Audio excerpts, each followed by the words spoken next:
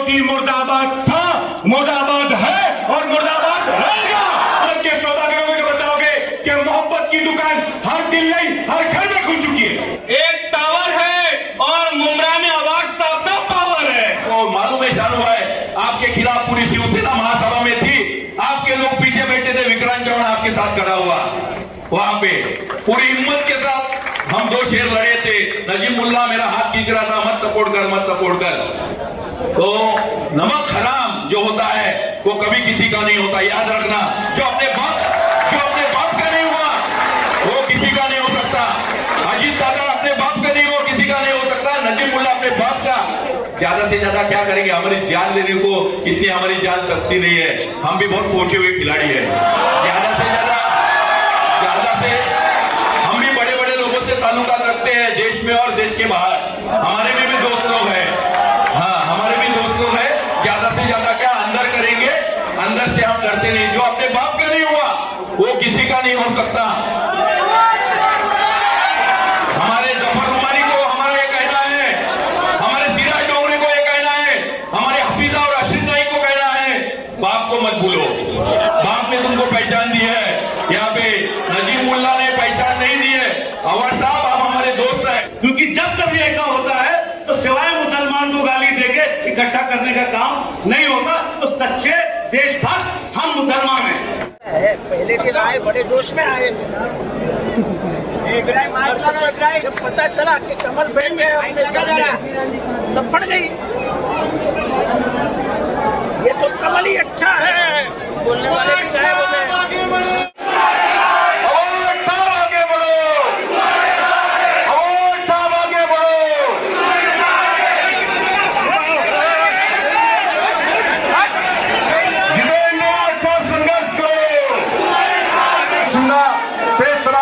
हमारे शाहरुख सैयद, जावेद मेडिकल, हम उनका इस्तेमाल करते हैं दोस्तों, शानू पठान साहब का इस्तेमाल करते हैं। लेकिन वक्त बहुत कम है, इलेक्शन चल रहा है, आचार संहिता का माहौल है।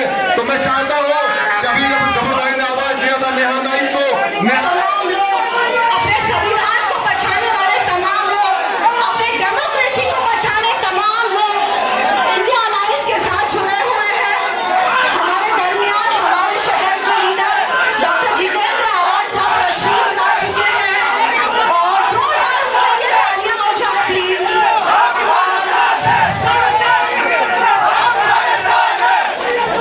मुर्दाबाद के नारे लगाएंगे तो सुनो, इतनी जोर से नारा लगाना कि जो लोग अपनी ईमानदारी को बेच करके गद्दारी करते हुए दूसरी पार्टी में चले गए हैं, उनको इस बात का एहसास हो जाए कि अगर ईमानदारी से इसी पार्टी में रहते तो आज उनका बोलोगे तो मोदी मोदी मोदी मोदी और मोदी के चेहरे भी, मोदी के चेहरे भी। अब शुरुआत होती है, अब शुरू होगा इलेक्शन का दौर, तो अब शुरू होगा। ये छुप छुप कर बोलना कि हम समर्थन वही करे जो खुल करके बोले कि मोदी मुर्दाबाद था, मुर्दाबाद है और मुर्दाबाद रहेगा। और आने वाली 20 तारीख को, टाइम बहुत कम है, ज्यादा बोल नहीं सकता, बड़े बड़े नेतागण यहाँ पर मौजूद है। दिन है जो आप बदलाव लेकर आओगे। 20 तारीख वो दिन है जिस दिन आप ये फैसला करोगे कि हाँ मुझे अपनी पसंद का खाना खाना है। 20 तारीख वो दिन है जब आप नफरत के सौदागरों को बताओगे कि मोहब्बत की दुकान हर दिल नहीं हर घर में खुल चुकी है। तो 20 तारीख को, 20 मई 2024 को आपको अपने घरों से निकलना है और वैशाली को लेकर जो यहाँ की अधिकृत उम्मीदवार है, जिनकी चुनावी चिन्ह निशानी है मशाल, उस पर बटन दबा करके उनको भारी मदद से कामयाब कराना है। सलाम वालेकुम। हमारे बीच में रेहान भाई पीतलवाला, वो अपनी दो अल्फाज रखेंगे।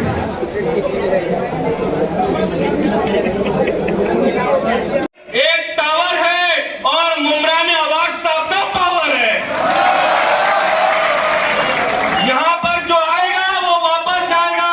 मैं अपनी कौम को याद दिलाना चाहता हूं, हम वो लोग हैं, हमने करबला की तारीख नहीं भूली, हमने बदर की तारीख नहीं भूली। जो तुम्हारे बीच में आते हैं जिन्होंने हमारी घड़ी चोरी कर ली वो तुम्हारे पास आएंगे और बोलेंगे बीजेपी अच्छी पार्टी है, बीजेपी को मुसलमानों वोट दो। तो उनको कह देना मुसलमान वो कौम है जो करबला की तारीख को नहीं भूली, अपनी छोटी बेटी आसिफा को भी नहीं भूली। हम मुसलमान कौम ने जंग आजादी को नहीं भूले, तो हमने अपनी बहन बिल्किस बानो को भी हम नहीं भूले। मैं बस यहीं पर अपनी बात खत्म करता हूं, क्योंकि बहुत से लोग हैं। एक आखिरी बात कि ना तेरे बदन से ना तेरे अस्थि से आएगी, ना तेरे बदन से ना तेरे अस्थि से आएगी। हम ही शहीद हुए हैं, हम ही से आएगी। तारीख बदल रहे हो तो बदल डालो, हमारी खून खुशबू जमीन से आएगी। जय हिंद, जय महाराष्ट्र। वोटिंग का डे होता है, जिस तरीके से आज ईद, बकरीद, हिंदू लोग होली, दशहरा मनाते हैं, उसी तरीके से आप लोग इस त्योहार को मनाइए। त्योहार में क्या करते हैं, सुबह सुबह उठते हैं। हम सारे लोगों से कह रहे हैं आप फजर का नमाज पढ़िए, और धूप की शिद्दत बहुत ज्यादा है, आप सुबह सुबह लाइन लग जाइए। अगर 1 घंटा भी लगा तो उस वक्त आपको बर्दाश्त करना, वोट डालना आसान होगा। लेकिन धूप के कड़कड़ाती धूप में आप आधे घंटे भी वहां पर नहीं संभल पाएंगे। इसलिए सुबह सुबह निकलने की कोशिश कीजिए। ये नहीं कि आप आराम कर रहे हो घर के अंदर। फजर के बाद आप लोग 8 बजे से जैसे ही शुरू होगा उससे पहले ही पहुंच करके अपना लाइन लगा दीजिए। और वोटिंग करने के तरीके आपके बहुत सारे व्हाट्सएप में दिए गए हैं कि आप बटन को दबाइए, जब तक लाल बत्ती न जल जाए उस वक्त तक आप उसको बटन को दबाए रखिए। जब लाल बत्ती जल जाए फौरन आप जाके वीवीपीटी को भी उसको चेक कीजिए कि जिसको आपने दिया है वो सही जगह हमारा वोट गया है या नहीं गया है। इस चीज का आप लोग ख्याल रखें, और इसमें कोई भी तब्दीली आए तो आप याद रखिएगा, आप हमेशा अपने ताल्लुकात अपने सुप्रीम पावर से रखिएगा। सुप्रीम पावर जो है उससे ताल्लुकात रखिएगा, दूसरों से बहुत ज्यादा उम्मीद नहीं। हक व नल्ला हमारे मन वकील की बात ध्यान रखिएगा, वही आपके सारे मंच का हर वहीं पे है, वरना सत्ता तो आप तजारत बन गई है। सलाम। औरतों का योगदान होता है, आप घर घर जाएंगी, महिलाओं से जरूर कहें, हमारी हिंदू माँ बहनों से भी कहूंगा कि महिलाओं से जरूर कहें कि ना मणिपुर बोले, ना हाथरस बोले, ना बिल्किस बानो बोले, ना आज का वो दरिंदा प्रवज रवन्ना जिसने 1000 से ज्यादा माँ बहनों का बलात्कार किया है, इन सबको ना भूलते हुए भाजपा के साथ बदला लेने का तय की 18वीं लोकसभा के कल्याण की उम्मीदवार इंडिया अलायंस फ्रंट की वैशाली दरेकर मैडम के इलेक्शन कैंपेनिंग में यहाँ पे इंडिया अलायंस फ्रंट की तरफ से और खास करके एनसीपी की तरफ से ये जो मीटिंग यहाँ पे लगाई है, इस मीटिंग में उपस्थित सभी इंडिया अलायंस फ्रंट के नेता, कार्यकर्ता, भाइयों बहनों, यहाँ पे खास करके मंच पर, मैं मराठी में ज्यादा अच्छा बोलता हूँ क्योंकि मेरी मातृभूमि मराठी है, इसलिए थोड़ा हिंदी अगर मेरा कुछ इधर उधर हुआ तो आप मुझे। यहाँ पे उपस्थित मंच पर हमारे बड़े भाई एनसीपी के विधायक, पूर्व मंत्री जितेंद्र आव्हाड साहब, मेरे अजीज और करीब दोस्त भाईजान सैयद अली, मोतीराम, वसीम सैयद, गफूर रुमानी, शाहरुख पठान, जिन्होंने ये मीटिंग अरेंज की है, हमारे छोटे भाई शमीम खान, उपस्थित सभी हमारी महिलाएं, यहाँ पे महिला अध्यक्ष, यूथ कांग्रेस अध्यक्ष, ब्लॉक अध्यक्ष, सभी पार्टियों के पदाधिकारी, नेतागण और कार्यकर्ता। ज्यादा समय आपका लूंगा नहीं, क्योंकि आव्हाड साहब ने मुझे कान में कहा है कि थोड़ा कम बोलिए, क्योंकि वक्त कम है, यहाँ पे लोकल लोगों को बोलना देना चाहिए। लेकिन मैं अध्यक्ष हूँ पार्टी का, और पार्टी का अध्यक्ष यहाँ पे बोल रहा है, पार्टी की भूमिका यहाँ पे रखने आया है। आव्हाड साहब, हमारे पार्टी ने हमेशा शहादत की भावना रखे इस देश की सेवा की है, चाहे स्वतंत्र पूर्व का जमाना हो या आजादी के बाद का जमाना हो, पंडित नेहरू हो, लाल बहादुर शास्त्री है, महात्मा गांधी है, दादा भाई नौरोजी है, वल्लभ भाई पटेल है, कल परसों यहाँ पे इंदिरा जी है, राजीव जी हैं, सभी ने यहाँ पे शहादत दे के इस देश की सेवा की है।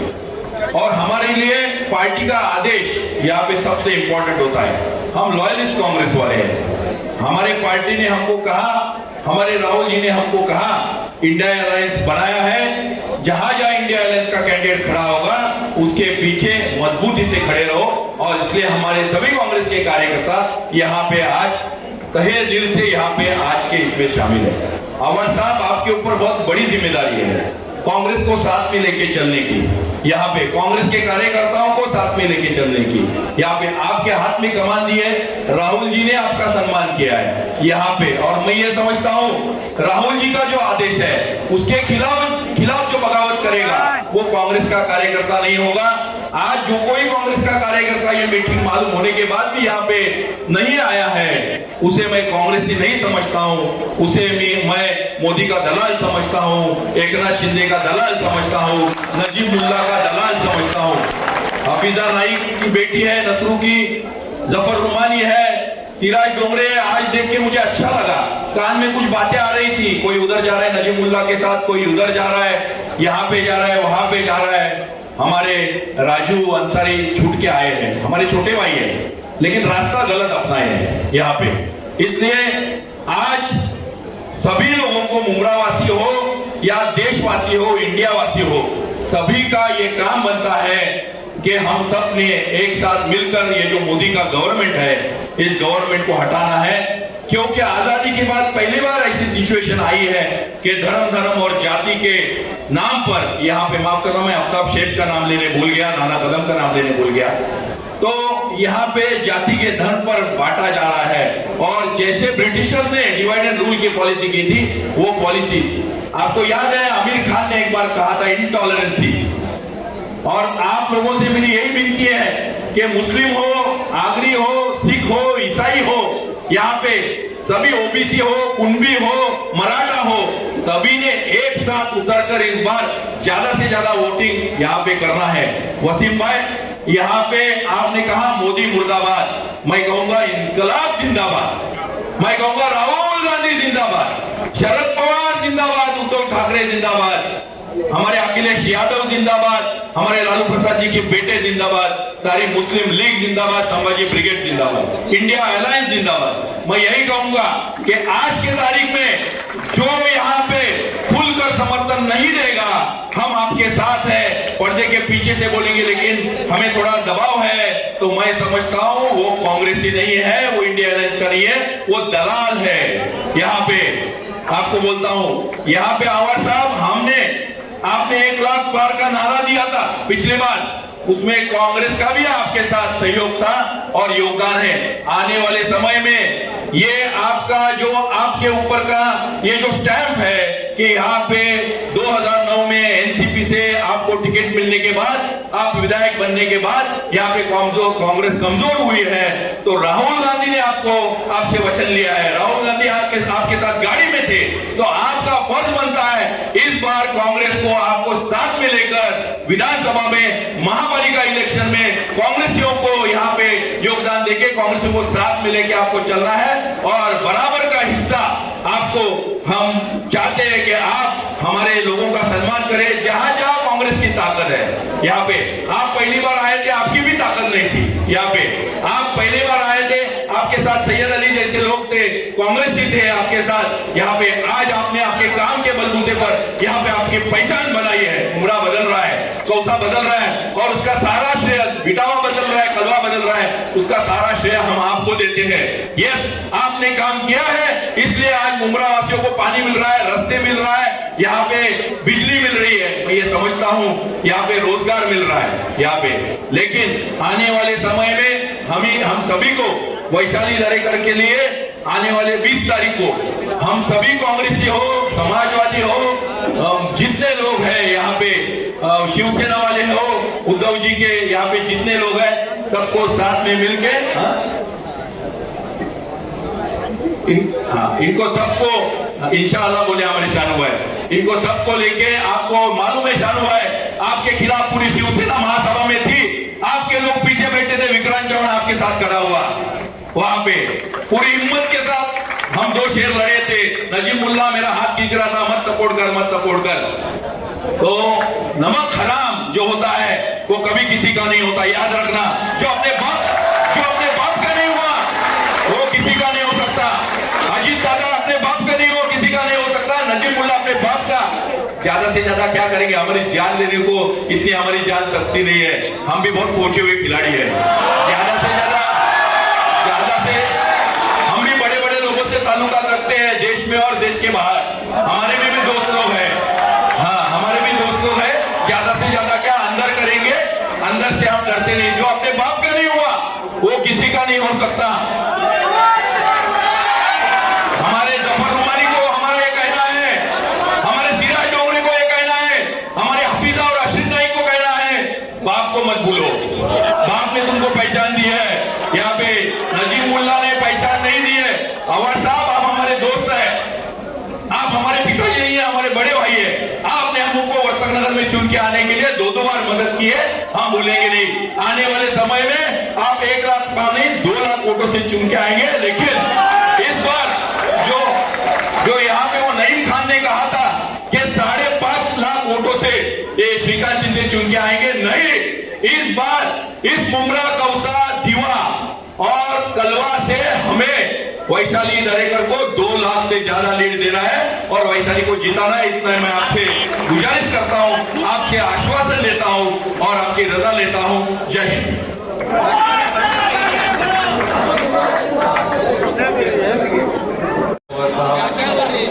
कांग्रेस पार्टी के अध्यक्ष हमारे दोस्त चौहान साहब, मुस्लिम लीग, समाजवादी पार्टी के हमारे आदिल भाई, उसके अध्यक्ष अल्तमस फैजी साहब, तमाम स्टेज पे डैश पे बैठे हुए हमारे दोस्तों, विक्रांत चौहान ने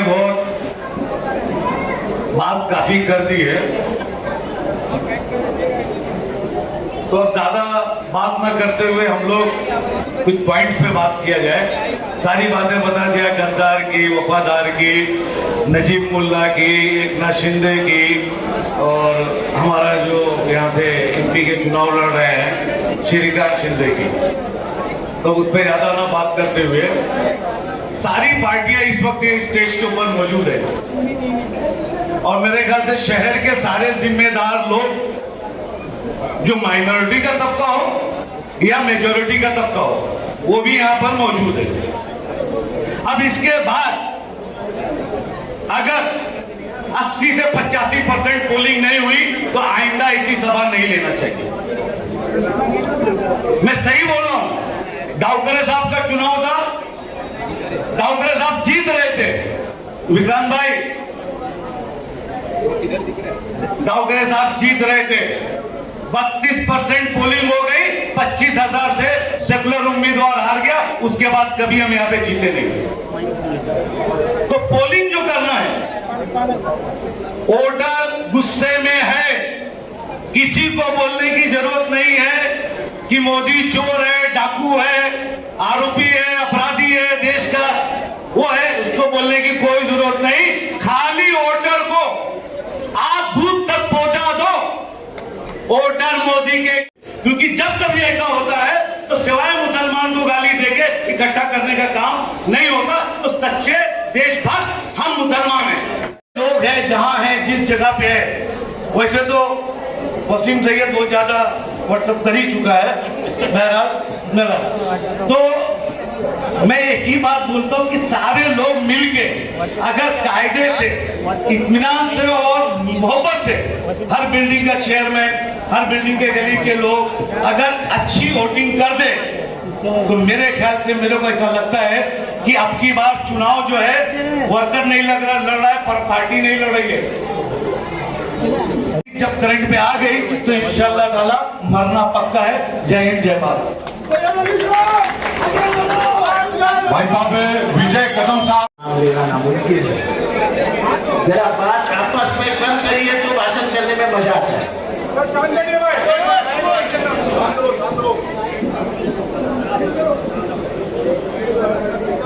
ये एक अलग चुनाव आप लड़ने जा रहे हैं। जो जोश हमारे पंतप्रधान मोदी जी के भाषण में उसके चेहरे पे दिखता था, वो रौनक खत्म हो चुकी। क्योंकि आदमी झूठ कितने दिन बात करेगा। 2014 में उसने पागल बना दिया था लोगों को। हर बच्चे के मुंह पे था अब की बार मोदी सरकार। ये व्हाट्सएप हम लोग आज देख रहे हैं। आज मोदी ने 2014 में इसका इस्तेमाल करके सबको घर भेज दिया। करप्शन में बीजेपी का हाथ कोई नहीं पकड़ सकता, कोई नहीं। पर उनका करप्शन करने का स्टाइल अलग है, स्टाइल। अभी किसको इलेक्टोरल बॉन्ड्स मालूम है क्या था? मालूम है क्या? हाथ उठाओ तो मालूम है तो हाथ उठाओ। ये इलेक्टोरल बॉन्ड्स आप चुनावी चंदा किसी भी पार्टी को ले सकते हो। वो इलेक्टोरल बॉन्ड्स की मालूमात किसी को भी नहीं मिल सकती, ऐसे पहले था।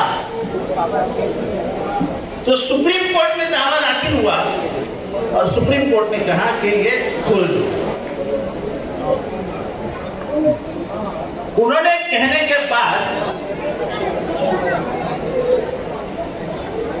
हमारे जो एडवोकेट जनरल थे, अटॉर्नी जनरल, उन्होंने कहा कि ये अगर खुल गया तो देश में हाहाकार हो जाएगा, उजाड़ आ जाएगा। तो बड़े सख्त थे चीफ जस्टिस भारत के। उन्होंने कहा जो होना है होने दो, भारत के लोगों को यह मालूमात मिलनी चाहिए। इस सरकार ने लाख कोशिश की छुपाने के लिए, लेकिन चीफ जस्टिस माना नहीं। अभी मोदी जी आके बोलते हैं कि देखो मैंने कैसी ट्रांसपेरेंसी रखी थी। यानी उन्होंने पहले विरोध किया बताने के लिए, अब बोलते ट्रांसपेरेंसी रखी थी। ट्रांसपेरेंसी क्या रखी थी? आप में से कोविड कितने लोगों को हुआ? कोविड किसको हुआ था? अरे यार मुमरा में हाथी ऊपर नहीं करता। अरे हाथी चेकिंग नहीं होगा, हाथ मत कर। लेके हाथ ऊपर किया तो हमको लेके जाएंगे। कोरोना कोरोना कोरोना कितने लोगों को हुआ था?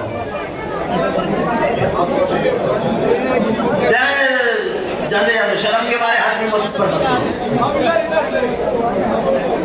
तब एक इंजेक्शन दिया जाता था रेमडेसिविर। वो रेमडेसिविर इंजेक्शन मत दो, ऐसे वर्ल्ड हेल्थ ऑर्गेनाइजेशन ने खत भेजा था कि इससे मौत हो सकती है, इंजेक्शन बंद कर दो। एक जाइडस कैडिला नाम की कंपनी थी, जाइडस कैडिला, वो इंजेक्शन बनाती थी। गुजरात के ड्रग एडमिनिस्ट्रेशन ने जाइडस कैडिला को परमिशन दे दी। वो परमिशन देने के बाद अनेक राज्यों के हॉस्पिटल्स ने लिखा केंद्र सरकार को, इसमें फंगस है, बैक्टीरिया है, लोगों की मौत बढ़ रही है, इंजेक्शन बंद नहीं हुआ। जब अभी सब पन्ने खुलने लगे हैं तो पता चलता है उसी वक्त में जाइडस कैडिला ने 85 करोड़ रुपया बीजेपी को इलेक्टोरल बॉन्ड्स के रूप में दिया था। तो आपका मौत का सौदा 85 करोड़ में हो रहा था, और वो 85 करोड़ कौन ले रहा था? बीजेपी। यानी जिसको लेजिटिमाइजिंग ऑफ करप्शन बोलते हैं, उसको हिंदी में क्या करेंगे? भ्रष्टाचार को सब लीगलाइज करना, वो काम हो रहा था उस सरकार में। और तो बहुत सारे उदाहरण है। मेगा इंजीनियरिंग, ये येऊर से बोरीवली में जाने वाला एक रास्ता बनाना है और समृद्धि में एक रास्ता बनाना है। ऐसा दोनों काम मिलकर 30,000 करोड़ रुपए का काम उसको मिले। उसने 30,000 करोड़ का काम लिया और उन्होंने उसको 1,000 रुपया चंदा दिया। 1000 करोड़ रुपया बीजेपी को दिया, तब जाके उसको 30,000 करोड़ रुपया मिला। अगर ये स्तर का भ्रष्टाचार होने लगा तो ये देश कहां जाएगा? कहां जाएगा? हमारी माँ बहनों से पूछो दाल के भाव क्या है, हमारी माँ बहनों से पूछो गैस का भाव क्या है, इधर ये बच्चों से पूछो डीजल और इसके भाव क्या है।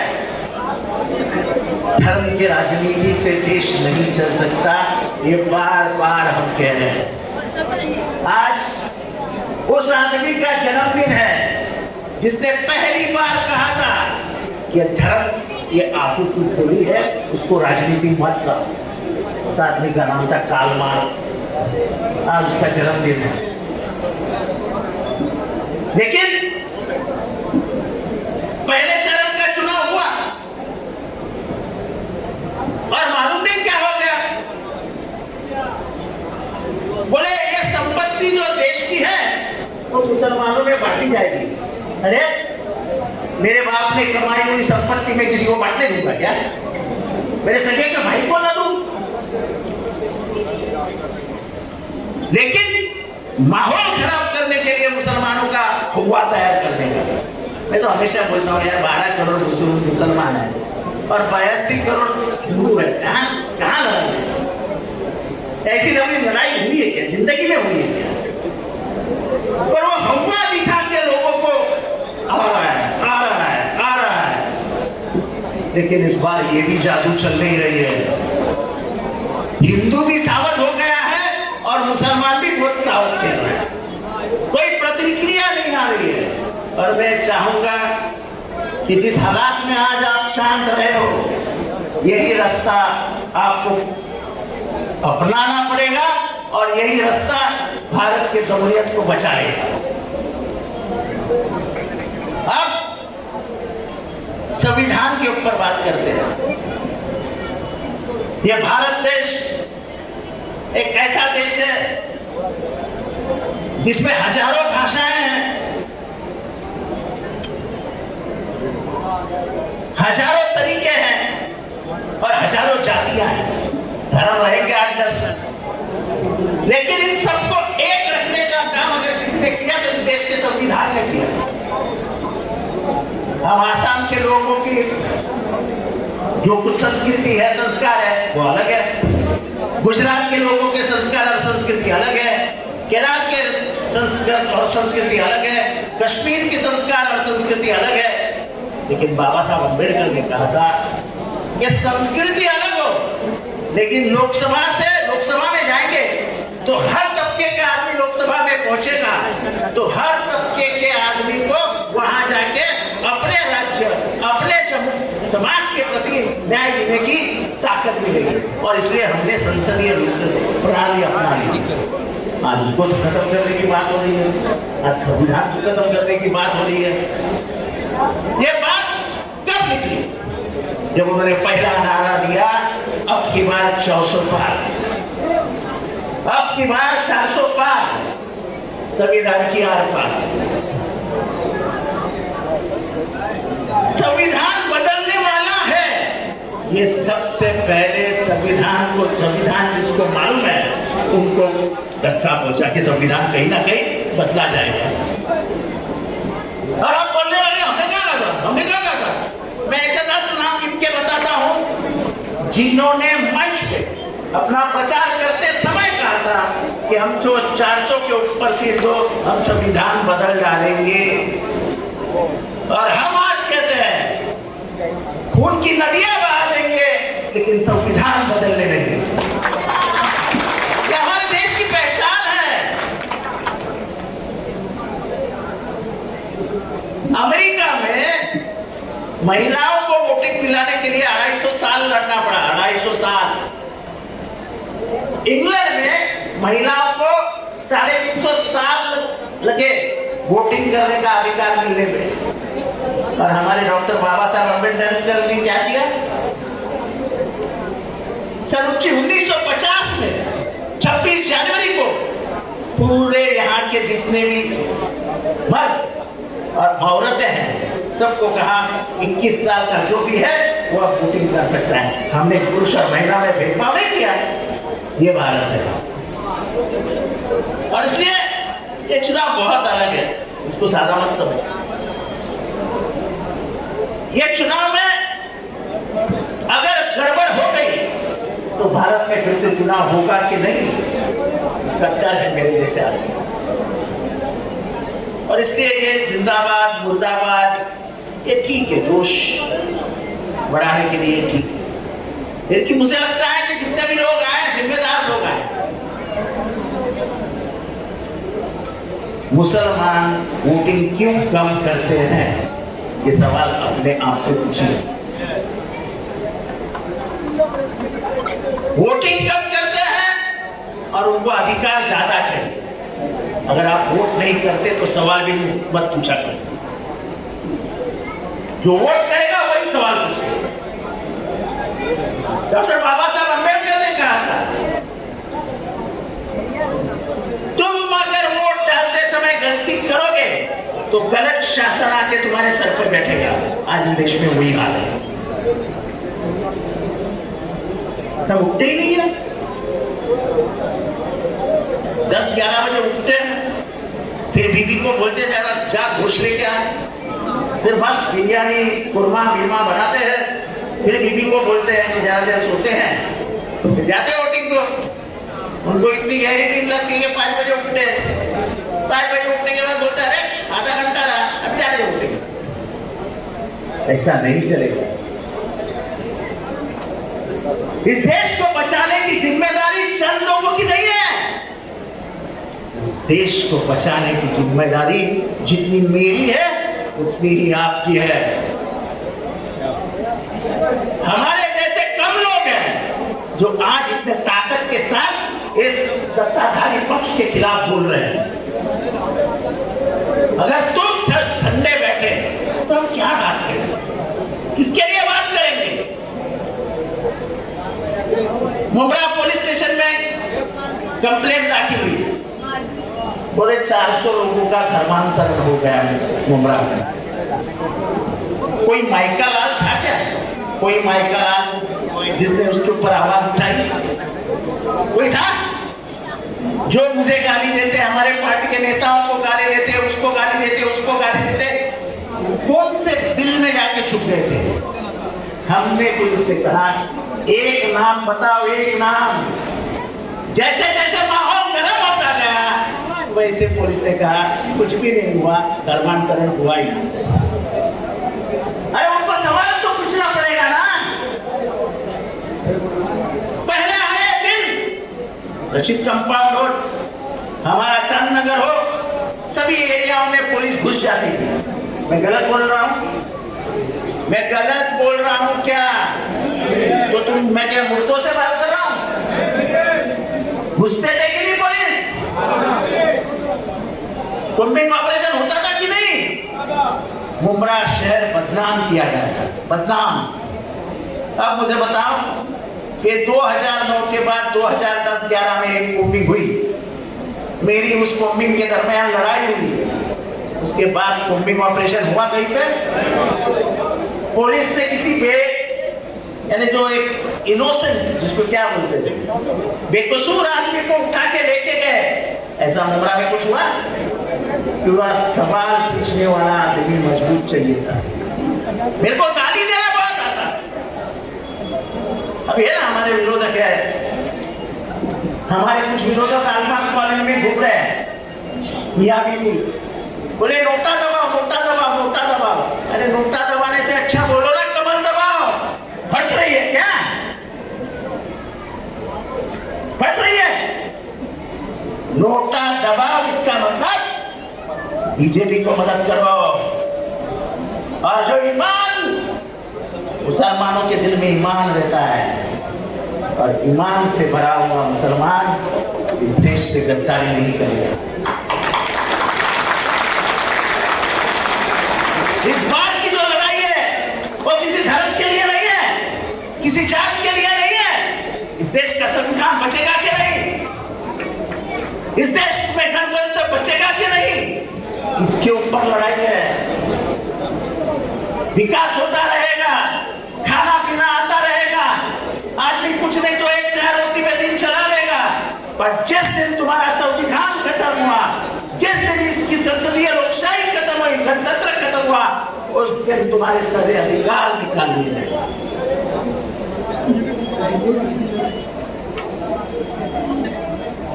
मंगलसूत्र की बात करता है, मंगलसूत्र की बात की ना उसने कि मंगलसूत्र भी बांटे जाएंगे।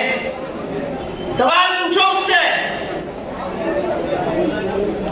कि मणिपुर के औरतें, उनको नंगा किया गया, नंगा करके उनके ऊपर बलात्कार किया गया, क्या उनके गले में मंगलसूत्र नहीं था? तो उस मंगलसूत्र का क्या हुआ? जो हमारे रेसलर भगिनी कुश्ती खेलती थी, उन्होंने जब आरोप लगाया कि तुम्हारे एक साथी ब्रिजभूषण हमारा लैंगिक अत्याचार करता है, तब मंगलसूत्र के बारे में आपने नहीं सोचा? जब बिल्किस बानो के ऊपर 12 लोगों ने रेप किया और घर के 15 लोगों को मार डाला, उनको जब जेल से छोड़ा गया तब हार फूल पहना के उनका स्वागत कर दिया, तब आपको नहीं लगा कि इस लड़की के भी गले में मंगलसूत्र था? क्या आप चुन चुन के मंगलसूत्र को देखोगे? ऐसा नहीं चलता देश में। देश में अगर एक नजर से तुम इसको देख रहे हैं तो वही नजर से तुमको उसको देखना पड़ेगा, तब जाके देश समान बात लेके चलेगा। और इसलिए जिम्मेदारी यह है कि आप अगर सही में जुड़े हुए हो कि मैं राष्ट्रवादी से जुड़ा हूं, मैं समाजवादी से जुड़ा हूं, मैं कांग्रेस से जुड़ा हूं, मुस्लिम लीग से जुड़ा हूं, समाजवादी पार्टी से जुड़ा, आपसे जुड़ा हूं, कोई भी पार्टी से जुड़े रहो। शिवसेना तो अपना शिवसेना का उम्मीदवार है यार, उसके बारे में आपको बोली चली गई। तो अपने बिल्डिंग का नाम लिख लो, सुबह 7 बजे उठ के बिल्डिंग के नीचे खड़े रहो और 7 बजे के बाद हर दरवाजे की कड़ियां खटखटाओ, उठो उठो उठो। 8 बजे तक खटखटा के रहो और बोलो चलो निकलो, चलो निकलो, चलो निकलो। हमारी ये जिम्मेदारी है। 30% वोटिंग होता है मुंब्रा में, 30%, 70% लोग वोटिंग ही नहीं करते। फिर क्या अधिकार है आपको पानी मांगने का? क्या अधिकार है अपने बाप को बिजली मांगने का? बिना वोटिंग किए आप अधिकार मांग कैसे सकते हो? कौन सत्ता में बैठेगा ये कौन तय करता है? आपको ही वोटिंग का शौक नहीं, फिर मोदी ही जाके बैठेगा। फिर रोना मत, दिन रात रोना मत, बदुआ मत देना उसको। जब अल्लाह ताला ने तुम्हारे हाथ में दिया था एक वोट, तो तलवार की तरह तुम चला सकते थे, तुमने अपने बांध दिया उस तलवार। तुम्हारा एक वोट इस देश का भविष्य बदल सकता है। और इसलिए मैं ज्यादा बात पॉलिटिकल बात करने वाला नहीं हूं। कैंडिडेट बेचारी ट्रेन में फंसी हुई है। नहीं अभी 9:40 हुए। हाँ मेरे घड़ी में 9:40 हुए। तो आपको ये तय करना है। मुझे बताओ, मैं प्यार के साथ बोल रहा हूं कि कितने बिल्डिंग के नीचे खड़े रहने के लिए लोग तैयार हैं? चलो बताओ।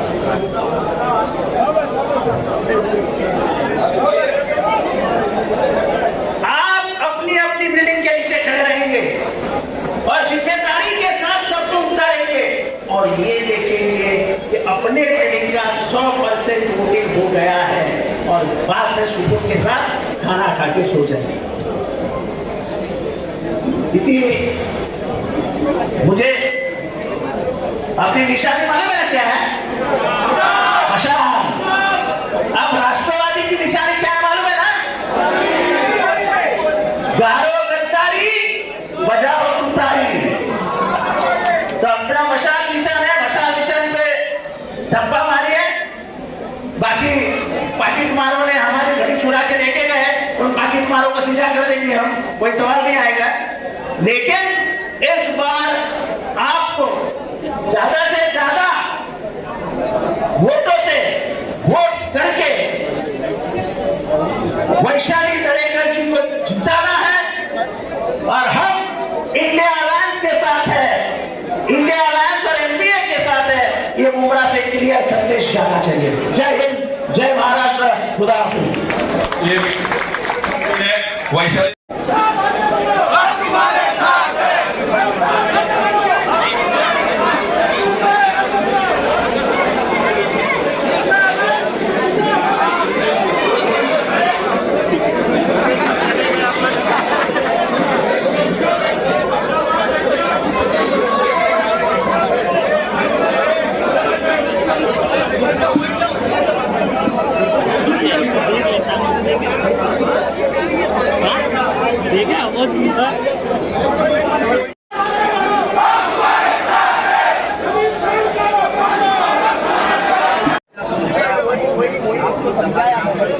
बड़ी संख्या में कार्यकर्ताओं का यहाँ पे आह्वान था, थोड़ा सा लेट हुई, क्या बताएं? पहले तो मैं शुक्रगुजार हूँ आमदार जी का, इन्होंने ये महिला मेला आयोजित किया है और महिलाओं के साथ साथ भाईजान भी है भाई यहाँ पे। मुझे बहुत खुशी हो रही है, इतना अच्छा स्वागत मैंने देखा ही नहीं। और सब लोग यहाँ पे खड़े हैं, 10 बज चुके हैं फिर भी लोग राह देख रहे हैं मेरी, और मुझे बहुत अच्छा लगा ये नज़ारा। और देर हुई क्योंकि वो अमरनाथ में भी एक सभा थी, वो वहाँ पे थोड़ा भाषण करके फिर मैं निकली यहाँ पे। लेकिन फर्स्ट टाइम मैं यहाँ पे आई हूँ मेरे इलेक्शन की कैंपेनिंग के लिए, मुझे बहुत अच्छा लगा।